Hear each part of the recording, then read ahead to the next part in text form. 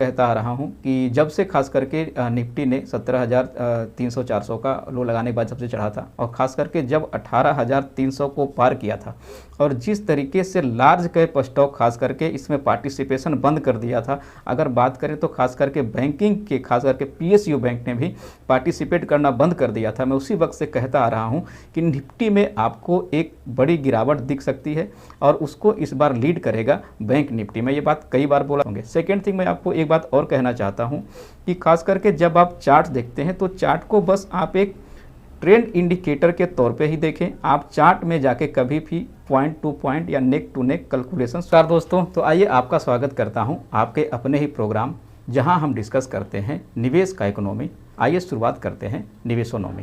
निवेशोनॉमी में आज हम सबसे पहले या फिर आखिरी जो कहें सिर्फ मार्केट और मार्केट की ही बात करेंगे। तो मार्केट में सबसे पहले अगर हम निफ्टी की बात कर लें तो निफ्टी जहां प्रीवियस क्लोज 18,286 था, ठीक वहां से 15-16 पॉइंट के गैप अप ओपनिंग के साथ ये ओपन हो जाता है 18,300 पे और ठीक यहां से 9 पॉइंट चढ़ के यानी 18,309 का हाई लगा के अगर हम वहां से बात करें तो करीब 194 पॉइंट टूटकर ये लो लगा देता है 18,115 की और 18,115 की लो लगाने के बाद यहाँ से 50-60 पॉइंट चढ़ के निफ्टी क्लोज हो जाता है 18,181 पे।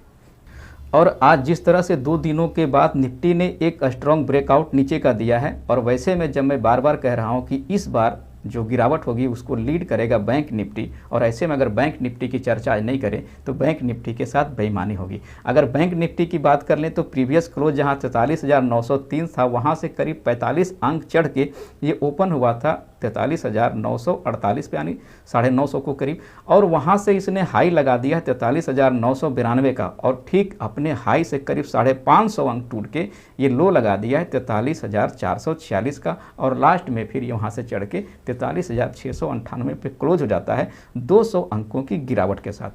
अगर निफ्टी 50 में निफ्टी 50 शेयरों में देखें तो 35 स्टॉक ऐसे रहे जो गिरावट के साथ बंद हुए हैं और सेंसेक्स में 30 स्टॉक की बात कर लें तो सेंसेक्स के 30 स्टॉक्स में से मात्र 7 ऐसे ही शेयर रहे हैं जो आपको हरियाले में बंद होते हुए।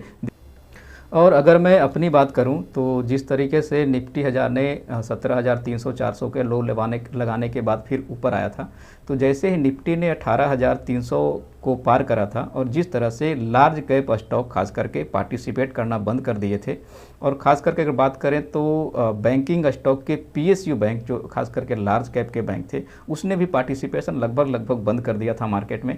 मैं जब ही से कहता आ रहा था कि निफ्टी एक बड़ा करेक्शन देगा और इस बार जो करेक्शन होगा उसे लीड करेगा खास करके बैंकिंग स्टॉक। तो जो लोग भी मेरा वीडियो देखते होंगे तो उनको ये बात का पता होगा।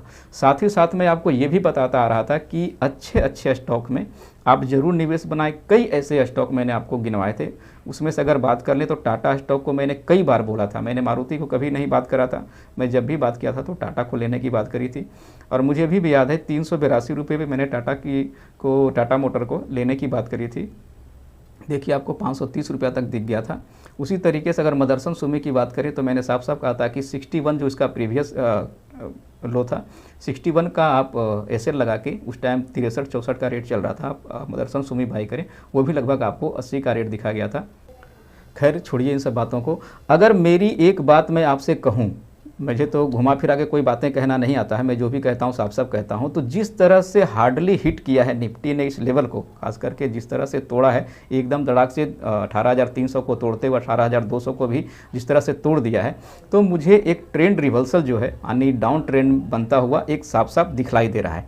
लेकिन अगर मैं कहूँ कि कल का कल बोलोगे, कल तो मार्केट नहीं टूटा और मैं कल की अगर बात कर लूँ तो जहाँ तक कल वीकली एक्सपायरी है और मुझे पूरी तरह से साफ दिख रहा है कि कल जो है एक रेंज बाउंड ही निफ्टी चलेगा और मुझे लग रहा है खास करके ये अगर मैं बात करूँ तो 18,100 18,200 के बीच में ही ये घुमा के कल की क्लोजिंग दे देंगे। अगर किसी तरह से बड़ा ब्रेकआउट हो जाए तो अलग बात है। तो देखिए आज मैं ज़्यादा बातें आपसे नहीं करूँगा, मैंने आते ही कहा था आज सिर्फ मार्केट और मार्केट की बातें करूंगा और मेरे पास ज़्यादा कुछ कहने को नहीं था। मैंने जो कहना था मैंने कह दिया है, बाकी आप लोग समझदार हैं, अच्छे से समझ लीजिए। आज के लिए इतना ही और फिर हम लोग मिलेंगे किसी अगले वीडियो में। तब तक के लिए नमस्कार, धन्यवाद।